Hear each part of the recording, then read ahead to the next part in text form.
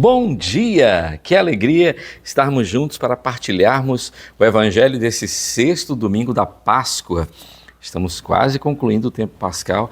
A igreja pede que nós entoemos esse aleluia durante todo este tempo, já em vista do grande derramamento do Espírito Santo no Pentecostes. E já vai pegando a palavra de Deus, viu? Corre, vai pegando a palavra de Deus, aproveita também para compartilhar esse vídeo, para dar o seu like e se inscrever no nosso canal, ativando as notificações, para que sempre que a gente poste um vídeo novo, você fique avisado disso. Então vamos clamar o Espírito Santo? Em nome do Pai, do Filho e do Espírito Santo. Amém.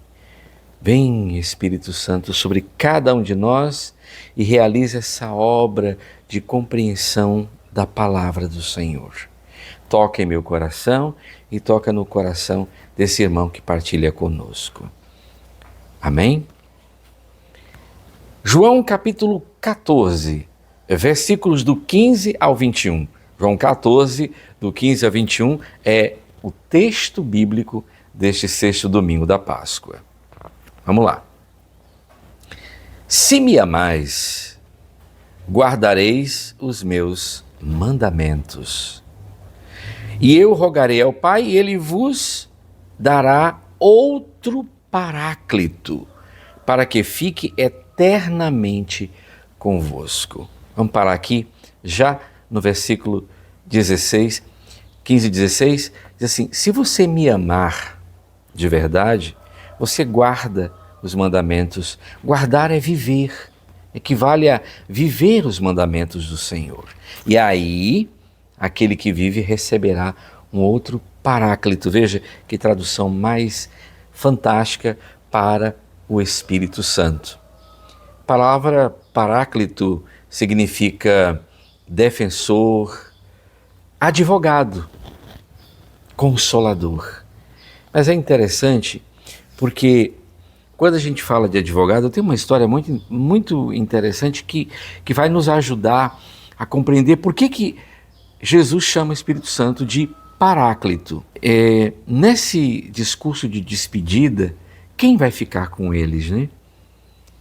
Jesus vai para os céus, mas vai enviar um outro defensor. E usa a palavra Paráclito para dizer: esse é o teu advogado, aquele que fala por você, que age em você. No começo da comunidade Paz e Bem, nós tivemos um problema muito sério. A nossa escola de música, que está desde os primórdios, tinha uma aula de bateria e ficou vindo os finais de semana uma pessoa que se incomodou, mas eu não sabia que ela tinha se incomodado, até eu receber um chamado da polícia. E eu fui, e o delegado falou que a nossa baterista, por que ele não conversou com a gente? Por que ele não disse que a bateria estava dando problema? E estava incomodando a ele. Aí nós retiramos, mas continuamos os nossos encontros. E o que aconteceu é que ele ficou com uma rixa pessoal comigo. E nisso foi até o fórum, e o fórum me chamou e tudo mais, e o juiz perguntou se eu tinha um advogado. Eu disse: não, meu advogado é o Senhor. E aí começaram os processos até que eu fui condenado ali. O Ministério Público fez uma espécie de... tentou fazer um acordo comigo, né? Não fui condenado, tentou fazer um acordo comigo. E era para me pagar várias cestas básicas, porque eu tinha incorrido num crime ambiental. Na época, isso faz muito tempo. Então era 2 anos de cadeia, e como eu tenho bons antecedentes e tudo mais, aí eu disse: olha, eu não concordo, eu sou inocente, eu não tenho mais aula de bateria quando ele recebeu a reclamação, isso é uma questão pessoal. E aí o juiz bateu na mesa e disse: você agora só me aparece aqui com um advogado. Eu disse: eu não tenho como pagar um advogado. E ele disse: pois vá ali na defensoria. Que interessante que a partir dali eu fui conversar com uma amiga minha que era advogada, ela disse, não, eu pego o seu caso. Quando ela leu o caso, ela achou aquilo uma completa perca de tempo, o juiz tinha agido de forma errada. Mas para encurtar a história, eu achei que eu me conhecia e por me conhecer eu podia me defender muito bem. Mas não foi o caso. Eu ia pegar 2 anos de prisão por um crime que nem existiu. Eu estava ali representando a associação da comunidade e eu estava sendo incriminado como se eu tivesse tocado a bateria. Bom, ela foi me explicando e disse, olha, nós vamos até o fim e quando chegar na última instância das apresentações finais eu vou dizer, esse processo está inválido desde a raiz, porque o réu não foi quem tocou a bateria. Ela foi explicando, para resumir, senão vai ficar longo aqui. Então, eu fiquei pensando, poxa vida, eu achei que eu podia me defender, mas existe alguém que estudou para isso, que trabalha com isso e que conseguiu fazer uma defesa, não só uma defesa, o juiz ficou danado, porque ela provou para ele que ele tinha permitido levar adiante um processo que não era nem para ter existido. E aí eu fui inocentado. Então, por mais bonitas que sejam as minhas palavras, eu não conseguia fazer a defesa de forma correta, técnica. E quando eu descobri que o Espírito Santo era o Paráclito, quando eu estava lendo esse texto pela primeira vez, eu logo fui pensando nesse episódio. Eu fui me aprofundando nisso. O Espírito Santo é o advogado, é aquele que ora em mim. São Paulo já diz isso na carta aos Romanos, capítulo 8, versículo 26, porque não sabeis pedir nem orar como convém. Por isso o Espírito Santo intercede por nós, dentro de nós, com gemidos inefáveis. Olha só, que maravilha. Eu tenho o Espírito dado por Deus para orar, para me defender. E aqui segue o texto, no versículo 17.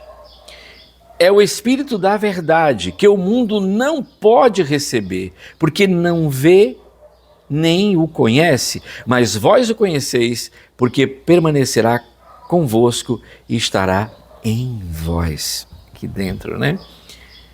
Não vos deixareis órfãos. Veja essa palavra do Senhor aqui do versículo 18. Não vos deixarei órfãos. Voltarei a vós.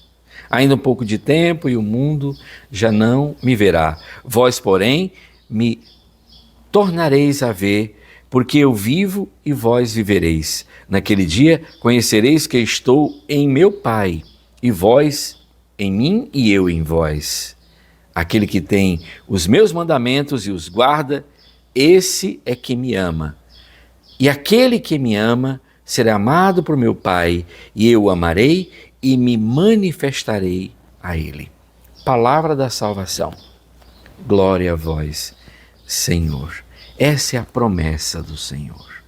A promessa de Deus, esse Espírito da verdade, que age em nós, que é o nosso advogado, que trabalha em nós. Por isso que nós temos que clamar esse Espírito todos os dias. Veja o que diz uma canção do Padre Zezinho, falando do Espírito Santo. És água viva, és vida nova, e todos os dias me batizas outra vez.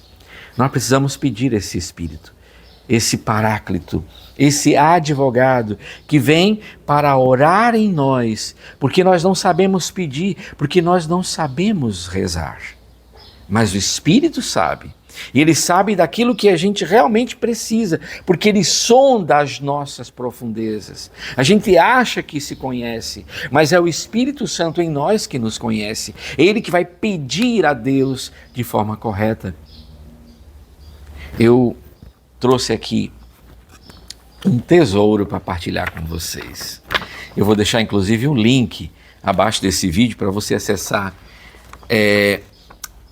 a leitura desse evangelho, a interpretação desse evangelho, falando já do Pentecostes, da festa da vinda do Espírito Santo, que nos aguarda em 2 semanas, será o grande momento da vinda do Paráclito, do Espírito Santo sobre todos nós. E aí eu peguei aqui 2 textos, um de Santo Agostinho, bispo de Hipona, ele que é doutor da igreja, viveu ali em 354 a 430, então bem no começo da igreja, e também de Santo Hilário, que é quase contemporâneo de Santo Agostinho. Então, uma riqueza. Preste bem atenção no que Santo Agostinho vai falar sobre o Pentecostes, que é o coroamento da Páscoa. O povo judeu celebrava a Páscoa, como sabeis, com a imolação de um cordeiro que depois comia com pães ázimos. Esta imolação do cordeiro prefigurava a imolação de Jesus Cristo e os pães ázimos a vida nova purificada do velho fermento. E 50 dias depois, a Páscoa, este mesmo povo festejava o momento em que Deus dera sobre o Monte Sinai a lei escrita com sua mão, com o seu dedo. A figura da Páscoa sucede à Páscoa em plenitude. Cristo foi imolado e fez-se passar da morte à vida. A palavra Páscoa significa passagem. 50 dias depois, o Espírito Santo, o dedo de Deus, conforme Lucas 11:20. Assim, teus dedos tocam o meu pensar, o dedo de Deus, Espírito Santo, desce sobre os discípulos. Mas vede, que diferença nas circunstâncias como o Sinai. Lá o povo mantinha-se ao longe, sendo o temor e não o amor a dominá-los. Ao contrário, quando o Espírito desceu sobre a terra, os discípulos estavam todos reunidos no mesmo lugar e o Espírito, longe de atemorizá-lo do alto da montanha, entra na casa onde estavam reunidos. Viram, diz a Escritura, línguas como chamas que se repartiram e repousaram sobre cada um. Era um fogo que semeava de longe o temor? De modo algum. Essas línguas de fogo pousaram sobre cada um deles e eles começaram a falar diversas línguas conforme o Espírito lhes inspirava que se exprimissem. Escutai a língua que fala e compreendei que é o Espírito quem escreve não sobre a pedra, mas nos corações. Assim, pois, a lei do Espírito da vida está escrita no coração, não em papel. Em Cristo, no qual se celebra realmente a Páscoa autêntica, te livrou da lei do pecado e da morte. E o Senhor nos disse pela boca do profeta: vede que chegam dias, oráculo do Senhor, em que farei com a casa de Israel uma aliança nova, não como fiz com vossos pais, quando os tomei pela mão para tirá-los do Egito. E em seguida assinala claramente a diferença existente. Porei minha lei em seu peito, escreverei, ressalta, em seus corações. Se, pois, a lei de Deus está escrita no teu coração, não te encha a partir de fora, mas estimula-te a partir de dentro. Então, a lei vivificante do Espírito te fará livre em Cristo da lei do pecado e da morte. Que fantástico, né? Santo Agostinho. Agora, Santo Hilário, bispo de Poitiers, doutor da igreja. Eu apelarei ao Pai e ele vos dará outro Paráclito, que esteja sempre convosco, o Espírito da verdade. Deus é Espírito, diz o Senhor à samaritana. Sendo Deus invisível, incompreensível, infinito, não será num monte, nem num templo que Deus deverá ser adorado. Deus é Espírito, e um Espírito não pode ser circunscrito, nem contido pela força da natureza. Ele está em todo lugar e de todo e de local algum está ausente. Em todo lado e em tudo superabunda. Por isso é preciso adorar a Deus, que é Espírito, no Espírito. O apóstolo Paulo, outra coisa não diz quando escreve: o Senhor é o Espírito, e onde está o Espírito do Senhor, aí está a liberdade. Que cessem, pois, os argumentos daqueles que recusam o Espírito. O Espírito Santo é um, por todo lado foi derramado, iluminando todos os patriarcas, os profetas e os corações de todos que participaram na redação da lei. Inspirou João Batista no seio de sua mãe. Foi, por fim, infundido sobre os apóstolos e sobre todos os crentes para que conhecessem a verdade que lhes é dada na graça. Qual é a ação do Espírito em nós? Pergunta Santo Hilário. Escutem as palavras do próprio Senhor. Tenho ainda muitas coisas a dizer-vos, mas não sois capazes de as compreender agora. É melhor para vós que eu vá, pois se eu não for, o Paráclito não virá a vós, mas se eu for, eu vou-lo enviarei. Quando ele vier, o Espírito da verdade há de guiar-vos para a verdade completa. São-nos revelados nestas palavras a vontade do doador, assim como a natureza e o papel daquele que ele nos dá. Porque a nossa fragilidade não nos permite conhecer nem o Pai nem o Filho. O mistério da encarnação de Deus é difícil de entender. O dom do Espírito Santo, que se faz nosso aliado por sua intercessão, é que nos ilumina para compreender todo o mistério de Deus. Então, sem o Espírito Santo, a letra, a palavra, se torna apenas letra. Com o Espírito Santo, essa palavra se torna viva na minha vida. Ele que ilumina, Ele que nos guia. Por isso, peçamos ao Senhor que o Espírito Santo nos ilumine neste dia. Amém? Um grande abraço, a gente fica por aqui, deu uma estendidazinha, né? Mas que bom que a gente está caminhando nesse processo de conhecimento da palavra de Deus. Muito obrigado porque você esteve aqui. Não esqueça de dar o seu joinha aqui no vídeo, de compartilhar se você achou interessante e de comentar o que a gente conversou aqui que realmente lhe chamou a atenção. Amém? Até o nosso próximo encontro. O Senhor nos abençoe em nome do Pai, do Filho, do Espírito Santo. Amém. Tenha um excelente domingo.